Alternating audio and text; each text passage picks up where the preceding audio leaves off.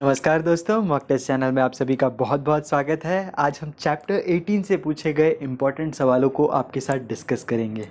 अगर आप इस चैनल में आज पहली बार आए हैं तो आपको बता दूं, ये जो चैप्टर 18 से पूछे गए सवालों के अलावा चैप्टर 1 से लेकर 17 तक के सारे वीडियोस ऑलरेडी अपलोड हो चुके हैं और इन चैप्टर वीडियोज़ को देख के काफ़ी सारे स्टूडेंट्स इस एग्ज़ाम को पहले अटैम्प्ट में पास भी कर पाए हैं। आइए शुरुआत करते हैं पहले सवाल से। As per guidelines an insurance company has to process an insurance proposal within. मतलब कि अगर आपने किसी व्यक्ति का इंश्योरेंस कराया और उसके प्रपोजल स्टेज में आपने कंपनी को उसके सारे डॉक्यूमेंट्स और प्रपोजल फॉर्म फिल करके दे दिया, तो कंपनी के पास कितना टाइम रहता है रिस्पॉन्ड करने के लिए कि पॉलिसी इशू हो गई है या सॉरी आपकी पॉलिसी इशू नहीं हो पाएगी। तो ये टाइमलाइन कितना है? ऑप्शन है यहाँ पे ए 7 डेज़, बी 15 डेज़, सी 30 डेज़ और डी 45 डेज़। और इसमें करेक्ट आंसर है 15 डेज़, यानी कि 15 दिन के अंदर इंश्योरेंस कंपनी को पूरी अंडरराइटिंग टीम को बैठा के ये डिसाइड करना पड़ता है कि एक व्यक्ति को हम पॉलिसी दे सकते हैं कि नहीं, और एक बार अगर डिसीजन हो जाता है तो फिर पॉलिसी इशू हो जाती है। नेक्स्ट सवाल पे आते हैं। क्वेश्चन है which of the below statement is correct with regards to warranty, कि लाइफ इंश्योरेंस में वारंटी का क्या मतलब होता है। ऑप्शन दिया है यहाँ पे A a warranty is a condition which is implied without being stated in the policy, B a warranty is a condition expressly stated in the policy, C a warranty is a condition expressly stated in the policy and communicated to the insured separately. तो दोस्तों यहाँ पे आपको समझना है कि warranty अगर किसी पॉलिसी डॉक्यूमेंट में मेंशन की गई हो, ज़रूरी नहीं कि उसे आप जो है एक्सप्रेस करें। जैसे बहुत सारी चीज़ें हैं, एक लाइफ इंश्योरेंस कंपनी में एक एग्जांपल आपको बताता हूँ कि अगर कोई व्यक्ति सुसाइड कर लेता है पॉलिसी लेने के 12 महीने के अंदर अंदर, तो उसको कोई क्लेम नहीं मिलता। बट आप देखेंगे 99% बार जब भी कोई व्यक्ति किसी को पॉलिसी समझाता है तो ये जो माइन्यूट टर्म्स एंड कंडीशंस हैं ये कभी एक्सप्रेस नहीं करता। बट क्योंकि ये पॉलिसी डॉक्यूमेंट में लिखा हुआ है तो कल अगर ऐसा कोई सिचुएशन होता है तो उस व्यक्ति को क्लेम नहीं मिलेगा। तो इस स्टेटमेंट को आप एक वारंटी की तरह मान सकते हैं कि इसे एक्सप्रेसली जो है पॉलिसी डॉक्यूमेंट में स्टेट किया हुआ है। तो कल जो है ये नहीं कह सकता कोई कि सर जो है पॉलिसी जो बेचने आया था उसने मुझे नहीं बताया। तो इसका ऑप्शन बी जो है वो करेक्ट है। A warranty is a condition expressly stated in the policy.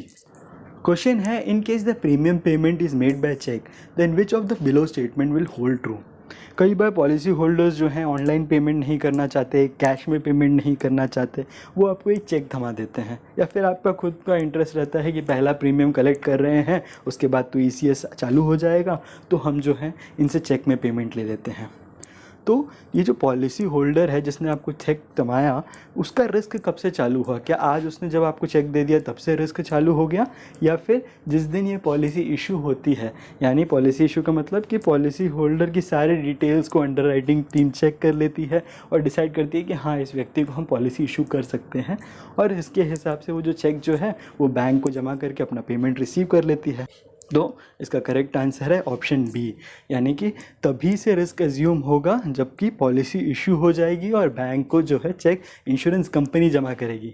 केवल अगर कोई व्यक्ति आपको आके एक चेक दे दे तो इसका ये मतलब नहीं कि उस व्यक्ति की पॉलिसी चालू होगी, और अगर कल उसको किसी दुर्घटना में मृत्यु हो जाए तो पूरा का पूरा अमाउंट मिलेगा क्लेम का। जी नहीं, जब ये जो क्लेम तभी मिलेगा जब पॉलिसी जो है एक्टिव स्टेज में है, और एक्टिव स्टेज के आने के लिए पूरा अंडरराइटिंग का प्रोसेस रहेगा और उसके बाद पॉलिसी इशू होगी, और उसी समय जो चेक आपने दिया था इंश्योरेंस कंपनी को वो बैंक को जमा करेगी और बैंक जो है ये पैसा उनके अकाउंट से डिडक्ट करेगी।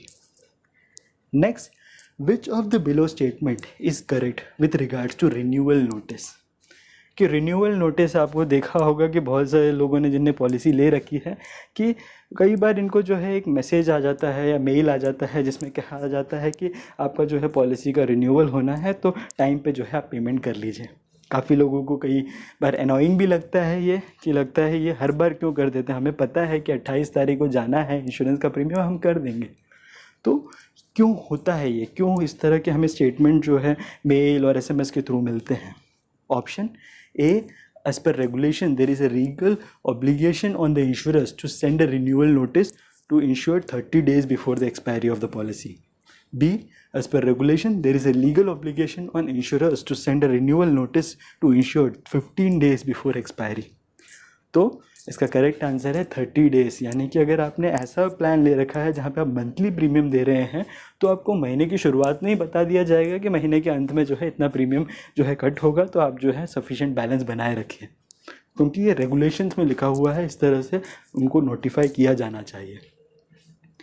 Next, if certain terms and conditions of the policy needs to be modified at the time of issuance, it is done by setting out the amendments through।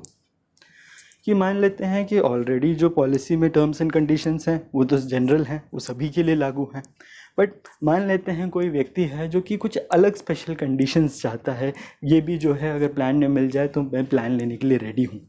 तो इस तरह से जो एडिशनल अमेंडमेंट्स या फिर rules जो जोड़े जाते हैं, टर्म्स एंड कंडीशंस जोड़े जाते हैं, उन्हें क्या कहते हैं?